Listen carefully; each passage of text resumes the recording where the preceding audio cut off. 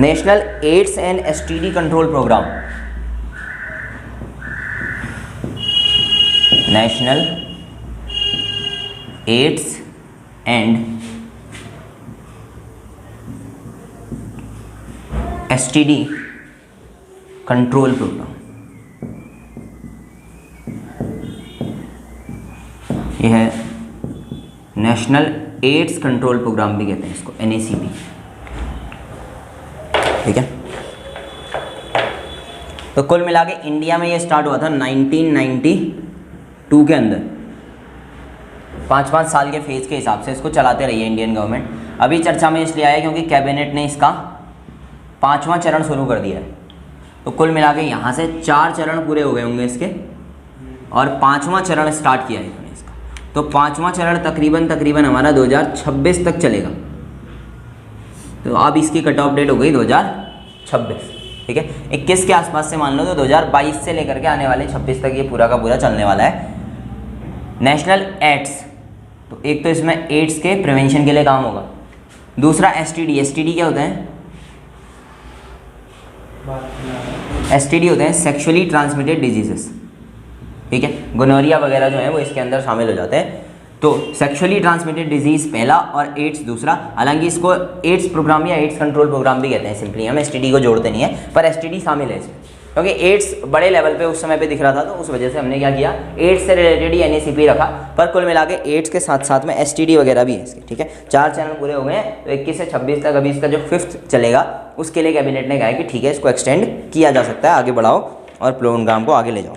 ठीक है, अच्छा कोई फ़ायदा वगैरह हुआ इससे पिछले 4 चरणों में या ऐसा ही कुछ रहा? तो हमने एक बेस ईयर माना 2010, और हमने कहा कि हम 2010 के हिसाब से देखेंगे कि कुछ चेंजेस आए या फिर नहीं आए।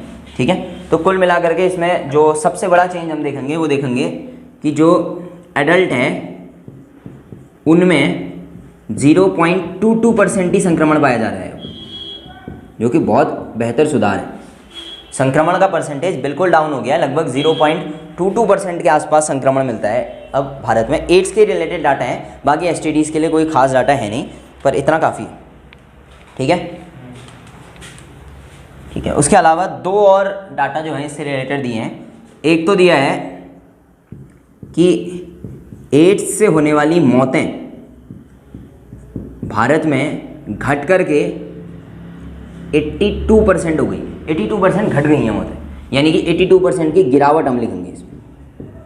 बेस ईयर है 2010, तो 2010 में जितनी मौतें हुई थी उसमें से 82% की गिरावट आ गई है। अगर हम कहें कि 2010 में 100 लोग बीमार थे तो अब 82 बीमार नहीं है, बाकी बचे हुए लोग बीमार हैं, बाकी ठीक हो गए हैं। और एड्स का संक्रमण जो है, एड्स का संक्रमण, इस संक्रमण में अभी जो गिरावट आई है वो है लगभग 48% की गिरावट। ठीक है, मतलब कुल मिला के अब 52% केसेस हैं। या इसको हम अगर दूसरे तरीके से डाटा को लिखना चाहें तो इसमें क्या लिख सकते हैं हम, 18% केस डेथ हो जाते हैं या 18% मौतें होती हैं एड्स की वजह से। और उसके अलावा अगर देखा जाए 2010 के कंपैरिजन में अब केवल 18% मरते हैं, यानी कि 2010 में अगर 100 लोग मर रहे थे तो अब कितने मर रहे हैं, केवल 18 लोग मर रहे हैं। सिमिलरली अगर 2010 में 100 लोग संक्रमित होते थे तो अभी कितने लोग संक्रमित होंगे, 52 लोग। इसका मतलब ये हुआ डाटा इंटरप्रिटेशन में।